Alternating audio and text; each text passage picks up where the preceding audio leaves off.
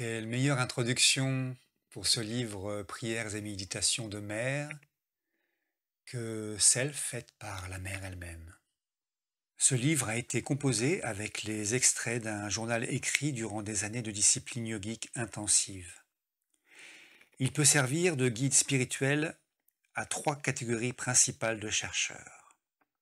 Ceux qui ont entrepris la conquête de soi, ceux qui veulent trouver le chemin menant vers le divin, ceux qui aspirent à se consacrer de plus en plus à l'œuvre divine.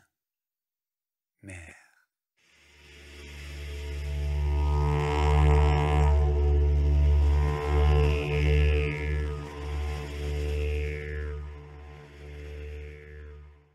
Ta lumière est en moi comme un feu vivifiant, et ton divin amour me pénètre. De tout mon être, j'aspire à ce que tu règnes en souverain Seigneur dans ce corps qui veut devenir ton instrument docile et ton fidèle serviteur. Prières et méditations, le 3 novembre 1912. Alors ce livre de Mère, Prières et méditations, reprend des écrits de Mère, donc, de 1912 à 1937. En fait, Mère a écrit de nombreux cahiers dans lesquels elle notait ses prières et ses méditations au divin. Et lorsqu'elle a retrouvé Sri Aurobindo, il a vu ces cahiers et il les a lus et il lui a dit « Mais c'est incroyable, c'est tout ton cheminement, mais c'est surtout le cheminement de ton être psychique, de ton âme. C'est les prières et les méditations de ton être psychique. » Et donc il lui a dit, c'est très important, il faut que tu les publies. Il faut absolument que les gens puissent lire ton cheminement intérieur et surtout les prières et les méditations de ton âme, de ton être psychique. Alors Mère a commencé à faire un tri dans ses écrits et elle a constaté qu'il y avait beaucoup de redondances, de choses qu'elle répétait. Donc elle a commencé à les enlever. Il y avait aussi des choses qui étaient peut-être un petit peu trop personnelles. Donc elle les a enlevées. Et puis, toujours à la manière de Mère, elle les a enlevées et elle les a mis à la poubelle. Et elle a constaté que certains des disciples, ceux qui faisaient le ménage dans sa chambre, récupéraient ses écrits. Alors, encore une fois, à la manière de Mère, plutôt que de les mettre à la poubelle, elle a commencé à les brûler. Et n'est resté que ce que tu peux trouver dans les prières et méditations de Mère.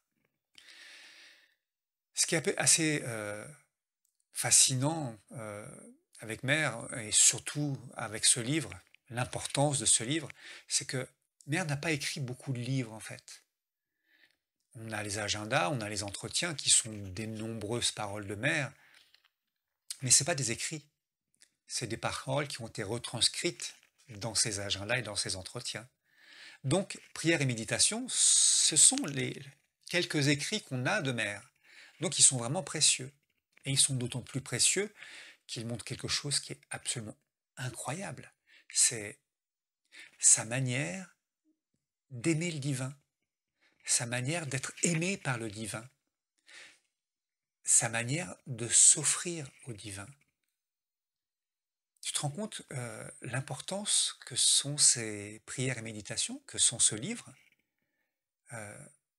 c'est tellement incroyable de l'entendre exprimer sa manière de s'offrir. Comment son âme, comment son être psychique s'offre au divin et comment elle aime le divin. Comment le divin est la chose la plus importante pour elle.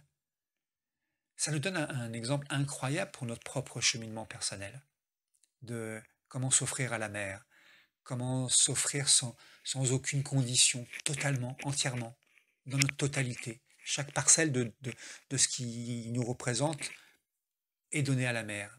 Et dans ce livre, la mère nous montre comment elle s'est offerte au divin. Donc voilà, ce livre n'est pas très connu, je trouve, n'est pas tellement souvent cité, et pourtant, il est primordial, quoi. En plus, ce qui est toujours extraordinaire dans ce genre de livre, c'est qu'on peut le lire de 1000 manières différentes. Tu peux le lire comme un livre normal, page par page. Tu peux décider de lire une page, enfin une prière par jour. Ou alors tu peux faire un peu comme un tarot. Tu ouvres la page au hasard et tu lis ce que la mère te dit. Ça n'en reste pas moins un livre vraiment, vraiment puissant, vraiment intéressant et très utile pour notre propre chemin, pour notre propre manière de, bah, donc, comme je viens de le lire, hein, de s'offrir à la mer.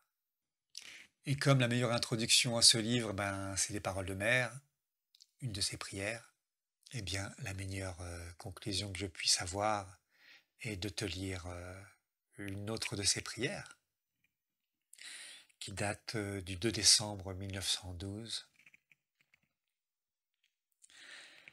Tant qu'un élément de l'être, un mouvement de la pensée est soumis encore aux influences étrangères, c'est-à-dire n'est pas uniquement sous la tienne, on ne peut pas dire que l'union véritable est réalisée.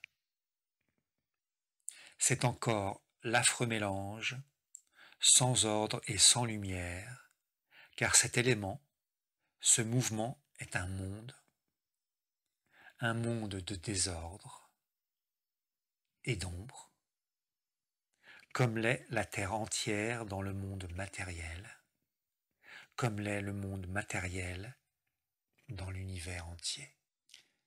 Je te dis à très bientôt.